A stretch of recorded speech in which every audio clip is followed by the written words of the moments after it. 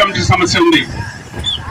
ఆ సమస్యని వెంటనే పరిష్కరించిన ఘనత మన పల్లా శ్రీనివాస్ గారిది. ఎందుకంటే 301 జీవో తీసుకొచ్చి గాజువాక ప్రాంతం వచ్చిన అందరికీ ఊరట కలిగించారు ఆ రోజు. ఎందుకంటే ఇల్లు కట్టుకోవాలన్నా, బ్యాంకులో లోన్లు పెట్టుకోవాలన్నా, అలాగే ఆడపిల్లలకి పెళ్లి చేయాలంటే బ్యాంక్ రిజిస్ట్రేషన్ దస్తావేజులు తీసుకెళ్ళినా సరే లోన్ ఇచ్చే దాఖలాలు లేకుండా పోయే ఆ రోజుల్లో చాలా ఇబ్బంది పడేవారు ఈ గాజువాకలో. అటువంటి తరుణంలో నేను ఆ సమస్యను తీరుస్తానని చెప్పేసి పూర్తిగా అవగాహన ఉంది ఆయనకి. ఎందుకంటే గతం నుండి కూడా ఇక్కడ స్థానికులు కాబట్టి పూర్తిగా అవగాహన ఉండడం వల్ల ఆ రోజు 301 జీవో తీసుకొచ్చి గాజువాక ప్రాంతంలో ఉన్న ఈ లబ్ధిదారులు, పట్టాలు ఇచ్చిన లబ్ధిదారులందరికీ కూడా ఊరట కలిగించాను, నేనున్నానని భరోసా ఇచ్చిన ఘనత మన శాసనసభ్యులు పల్లా శ్రీనివాస్ గారు. పట్టాలు ఇవ్వడమే కాదు, కన్వీన్స్ డీడ్లు కూడా చేయడం జరిగింది. సో ఇప్పుడు ఆ యొక్క గాజువాక గ్రామానికి సంబంధించి మరలా జీవో 45 అంటే చాలా మంది మిగిలిపోయారు, ఇంకా రెగ్యులరైజేషన్ చేయాల్సి ఉంది అని చెప్పి మన గాజువాక ఎమ్మెల్యే శ్రీ పల్లా శ్రీనివాసరావు గారి పట్టుబట్టి ఆయన యొక్క కృషితో, అలాగే శ్రీయుత కలెక్టర్ గారు అండ్ జిల్లా కలెక్టర్ గారు, జాయింట్ కలెక్టర్ గారి యొక్క సహకారంతో ఈ యొక్క జీవో 45 అనేది మళ్ళీ తీసుకురావడం జరిగిందండి. సో ఈ యొక్క జీవో 45 కూడా 301 లాగా సక్సెస్ఫుల్ గా అవ్వాలని చెప్పేసి అందరూ ఇంకెవరైనా మిగిలిపోయిన వాళ్ళందరికీ కూడా రెగ్యులరైజేషన్ అనేది పూర్తి స్థాయిలో పూర్తవ్వాలని చెప్పేసి కోరుకుంటూ ఈ యొక్క కార్యక్రమం ఫలప్రదం కావాలని చెప్పేసి మనం జ్యోతి ప్రజ్వలనతో ప్రారంభించవలసి ఉంటుంది. దీనికి కట్ ఆఫ్ డేట్ ఏదైతే ఉందో అది 31/12/2023. అంటే ఈ డేట్ కంటే ముందున్న వాళ్ళకి మీకు ఏమన్నా హక్కు పత్రాలు ఉంటే గనక అది మా యొక్క సిబ్బందికి చూపించడం చేయాలండి. దయచేసి అప్లికేషన్ పెట్టే టైంలోనే మీరు ఇవన్నీ రెడీగా పెట్టుకోవాల్సి ఉంటుంది. ఇంకోటి ఏంటంటే స్ట్రక్చర్స్ ఓన్లీ మీరు ఏదైతే ఉందో మీరు ఉంటున్న ఇంటికి మాత్రమే మేము చేస్తామండి, ఖాళీ స్థలాలకు మాత్రం చేయడం మనకి కుదరదు. అలాగే మాక్సిమం 1000 గజాల వరకు కూడా మేము రెసిడెన్షియల్ అండ్ కమర్షియల్ ల్యాండ్స్ మేము రెగ్యులరైజ్ చేయడం జరుగుతుందండి. అలాగే దీనికి కొంత ఫీజు అనేది ఉంది. సో 1 నుంచి 100 స్క్వేర్ యార్డ్స్ వరకు ఫ్రీ ఆఫ్ కాస్ట్ ఇవ్వబడుతుంది.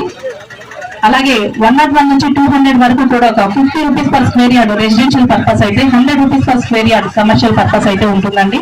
అలాగే 201 నుంచి 400 వరకు 120 రూపీస్ అండి residential, 240 rupees commercial square yard అండి. అలాగే 401 నుంచి 1000 వరకు కూడా 1000 రూపీస్ మామూలు అంటే నార్మల్ రెసిడెన్షియల్ పర్పస్ అండి, 2000 అయితే కమర్షియల్ పర్పస్ వసూలు చేయబడుతుందండి. అలాగే నామినల్ రిజిస్ట్రేషన్ ఫీజులు కూడా ఉంటే అది కూడా భరించాల్సి ఉంటుంది. అలాగే మీరు ఈ యొక్క ఏ అమౌంట్ అయితే కట్టాల్సి ఉందో దానికి 4 ఇన్స్టాల్మెంట్లు ఒక 1 year లో కట్టాల్సి ఉంటుందండి అప్లికేషన్ పెట్టిన తర్వాత, మీ యొక్క అప్లికేషన్ అప్రూవ్ అయిన తర్వాత. అలాగే మీకు ఈ యొక్క మీరు చెల్లించాల్సిన సొమ్ము చెల్లించిన తర్వాత మీకు తహసీల్దార్ కన్వీన్స్ డీడ్ అనేది ఎగ్జిక్యూట్ చేస్తారంటే రిజిస్ట్రేషన్ అనేది చేయడం జరుగుతుందండి. ఈ యొక్క రిజిస్ట్రేషన్ స్టాంప్ డ్యూటీ అనేది మీరు చెల్లించాల్సి ఉంటుంది. అలాగే దీనికి ఏ రకమైన ప్రూఫ్స్ పెట్టాలి అనేది చూస్తే మీరు రిజిస్టర్డ్ డాక్యుమెంట్ అయినా సరే, ప్రాపర్టీ ట్యాక్స్ అయినా పర్లేదు, ఎలక్ట్రిసిటీ బిల్ అయినా పర్వాలేదు, వాటర్ బిల్ అయినా పర్వాలేదు, ఇంకా ఎనీ అదర్ ప్రూఫ్ మీరు అందులో పొజిషన్ లో ఉన్నట్టు చూపించే ఏ పత్రం అయినా సరే పర్వాలేదండి, మీరు చూపించాల్సి ఉంటుందండి. దీన్ని మీరు మీ సేవ ద్వారా కానీ గ్రామ సచివాలయం దగ్గరలో ఉన్న గ్రామ సచివాలయం ద్వారా కానీ మీరు అప్లై చేసుకోవాల్సి ఉంటుంది. మీకు ఏమన్నా కావాలి అనుకుంటే మీరు మా VROs ని సంప్రదిస్తే సరిపోతుందండి, వాళ్ళు మీకు గైడ్ చేయడం జరుగుతుంది. ఇప్పుడు మీరు పెట్టిన అప్లికేషన్స్ అన్ని కూడా మాకు కొన్ని కమిటీస్ ఉంటాయంటే కమిటీస్ అన్ని కూడా స్క్రూటినీ చేసి మీ యొక్క అప్లికేషన్ అనేది అప్రూవ్ చేయడం జరుగుతుందండి. అలాగే కొంతమంది అడుగుతున్నారు 301 లో ఎన్ని పెండింగ్ ఉండిపోయాయి, కొన్ని ఏం చేశారు అని. 301 లో మీరు అమౌంట్ కట్టేసి ఉండి ఎటువంటి ప్రాబ్లం లేకపోతే కనుక వాటికి కూడా కన్వీన్స్ డీడ్ చేయడం అనేది జరుగుతుంది, దయచేసి గమనించండి. అనేక సంఘాలు ఆందోళన చేస్తే మేము కూడా గాజువాక భూ బాధితుల సంఘం అని చెప్పి పెద్దలు శ్రీరామూర్తి గారు, అలాగే సిపిఐ సత్యనారాయణ గారు, మేము అలాగే ఈశ్వరరావు గారు, అనేక మంది సోదరులతో పెద్ద ఎత్తున అనేక మందికి రిప్రజెంట్ చేసిన తర్వాత ఈ సమస్య అనేది శాసనసభలో చర్చించడం జరిగింది. అలాగే అనేక పెద్దల దృష్టికి తీసుకెళ్లడం. సరే మొత్తం మీద ఏంటంటే మరి ఎమ్మెల్యే గారికి ఈ ప్రాంతంతో పూర్తిగా అవగాహన ఉంది కాబట్టి అదృష్టం. ఈ 40 జీవో తేవడం వెనుక చాలా కష్టం ఉంది. దీని వెనకాల చాలా మార్లు ముఖ్యమంత్రి గారితో పాటు హౌస్ కమిటీ పైన ప్రత్యేకంగా మున్సిపల్ అడ్మినిస్ట్రేషన్, ఒక పక్క రెవెన్యూ, అన్ని శాఖలతో సమన్వయం చేసుకోవడానికి సెక్రటరియట్ లో 4 దఫాలుగా ముఖ్యమంత్రి నాయకత్వంలో, చంద్రబాబు నాయుడు గారి నాయకత్వంలో వారు సమావేశం ఏర్పాటు చేసి తద్వారా ఈ సమస్య పరిష్కారం తీసుకురావాలని 45 జీవో నెంబర్ తెచ్చారు. ఈ జీవో మనకి ఒక వరం లాంటిది. ఈ జీవో ద్వారా అధికారులు రిక్వెస్ట్ చేస్తున్నాం, కింద ఉంటుంటాయి ఇందులో. అట్లా ఉన్నప్పుడు కన్సిడర్ చేస్తూ వారికి ఇబ్బంది లేకుండా ప్రజల పక్షాన్ని మీరు ఉండాలని చెప్పి ఆ జీవో తెచ్చినందుకు ప్రభుత్వానికి మంచి పేరు రావాలని మీరు పనిచేయాలని కోరుకుంటూ, అభివృద్ధి అంటే ఆనవాళ్ళు ఉండాలి. ఈ రోడ్డు చూసినాం, ఎప్పుడు చూసినా ఆ సెంట్రల్ బాధ గడిచిన 4 ఏళ్ళలో వైసీపీ ప్రభుత్వంలో ఆ రోడ్డు ఇటు వెళ్దాం ఇటు కావాలి, అటు వెళ్దాం అటు కావాలి. అంటే ప్రజల తాలూకా సమస్యలు ప్రాక్టికల్ గా అర్థం చేసుకునే నాయకులు ఉండాలి. అందరు చెప్పినట్టు గాజువాక హౌస్ కమిటీ నుంచి దాదాపు ఒక 3 దశల నుంచి ఈ ఇష్యూ నడుస్తూ ఉంది. జీవో నంబర్ 301తో కొంతవరకు ఈ ఇష్యూ రిజాల్వ్ అయింది. చాలా మందికి అప్పుడు పట్టా ఇవ్వడం జరిగింది, కానీ అప్పుడు కొంతమంది మిగిలిపోయారు. తర్వాత కొంతమంది అమౌంట్ పే చేశారు కానీ పట్టా ఇవ్వలేదు, ఇది కూడా చెప్పడం జరిగింది. అందుకే అందరినీ మనం కవర్ చేయాలి. తర్వాత కట్ ఆఫ్ డేట్ కూడా మారింది. అంతకుముందు ఉన్న 301 2016 లో వచ్చింది. ఇప్పుడు అగైన్ తర్వాత కూడా కొన్ని కన్స్ట్రక్షన్ అయ్యాయని వాటికి సంబంధించి కూడా కట్ ఆఫ్ డేట్ కూడా ఇప్పుడు పెంచడం జరిగింది. జియో 45 కింద కట్ ఆఫ్ డేట్ ఏంటంటే December 31, 2023. ఈ టైం వరకు మీరు పొజిషన్ చూపించగలిగితే, డాక్యుమెంట్ చూపించగలిగితే, హార్డ్వేర్ చూపించగలిగితే మీకు ఈ జియో 45 కింద మీకు అవకాశం దొరుకుతుంది. తర్వాత దీంట్లో 100 గజాల వరకు ఉంటే మాత్రమే ఫ్రీ ఆఫ్ కాస్ట్ మీకు పట్టాతో వాళ్ళు కన్వెన్షన్ కూడా ఇవ్వడం జరుగుతుంది. దీంట్లో ₹1 కూడా పే చేయాల్సిన అవసరం లేదు. 100 గజాల నుండి 200 గజాలు ఉంటే అప్పుడు మీకు కొంత ఒక 5,000 to 10,000 చాలా మినిమల్ అమౌంట్ కట్టాల్సి వస్తుంది. అప్పుడు మీకు పట్టా కానీ కన్వెన్స్ డేట్ కూడా ఇవ్వడం జరుగుతుంది. తర్వాత యాజ్ ఆఫ్ నౌ అయితే 2 సంవత్సరాల తర్వాత మీరు ఏదైతే మీ ఆస్తులు ఉంది అది మీరు అమ్మకం అనే చేసుకోవచ్చు.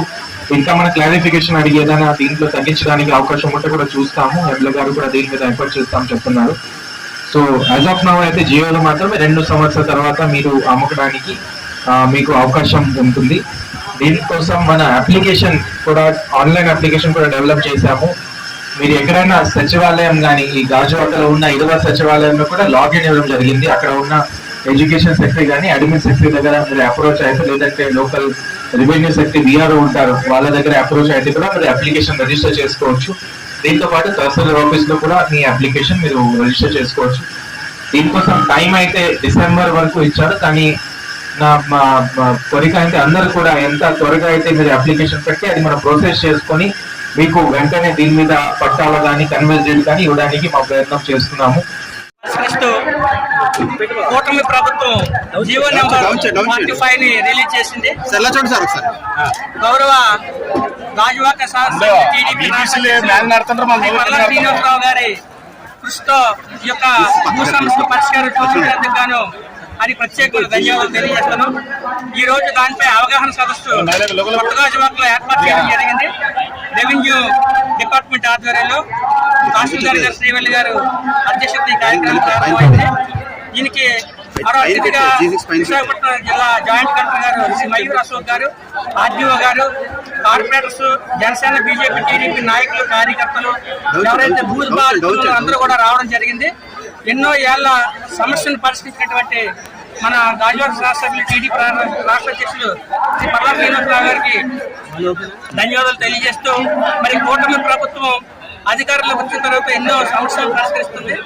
అందులో భాగంగా జీవో నెంబర్ 45 కూడా వచ్చింది. కాబట్టి ఎవరైతే ఎన్నో ఏళ్ళగా ఇల్లు కట్టుకొని హౌస్ ట్యాక్స్ కడుతూ, కరెంటు బిల్లు కడుతూ తమ ఇంట్లో ఉన్నటువంటి పేదలు ఉన్నారో 100 గజాల వరకు పూర్తిగా ఉచితం, 100 గజాలు పైబడి ఉన్న వాళ్ళు 500 గజాల వరకు నామినల్ ఫీజు, అదేవిధంగా ఈ జీవో ప్రకారంగా 1000 గజాల వరకు రెగ్యులేషన్ అవుతుంది. దీని ద్వారా పట్టా తీసుకున్న వాళ్ళు 2 ఏళ్ల తర్వాత వాళ్ళకి పూర్తి స్థాయి హక్కులు వస్తాయి, అమ్ముకోవచ్చు. పిల్లల చదువులకి, పెళ్లికి వారి యొక్క ఆస్తిని అవసరమైతే బ్యాంకులో పెట్టుకోవచ్చు. మన ఆస్తిపై మనకి పూర్తి హక్కు కల్పించినటువంటి మన ప్రజానాయకులు శ్రీ పల్లా శ్రీనివాసరావు మరొకసారి పల్లా శ్రీనివాసరావు గారికి ప్రత్యేకమైన ధన్యవాదాలు తెలియజేస్తుంది. ఈ కార్యక్రమంలో కుటుంబ నాయకులు అందరూ పాల్గొన్నారు. అందరికీ పేరు పేరు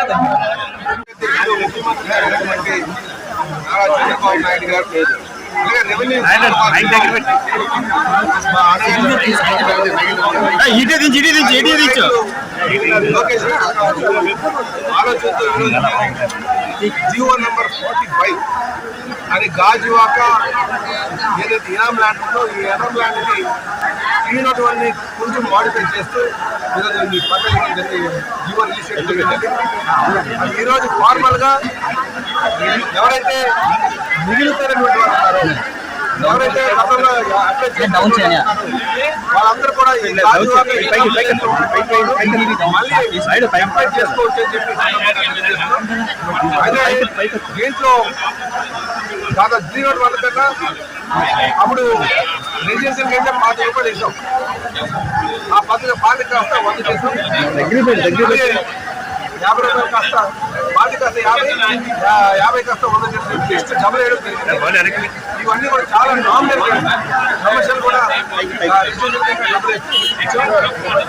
అయితే ఈ సందర్భంగా నేను అందరికీ మీడియా ద్వారా తెలియజేసేది, ఎవరైతే అప్లై చేసుకోవాలో వాళ్ళందరూ కూడా అప్లై చేసుకోవాలి.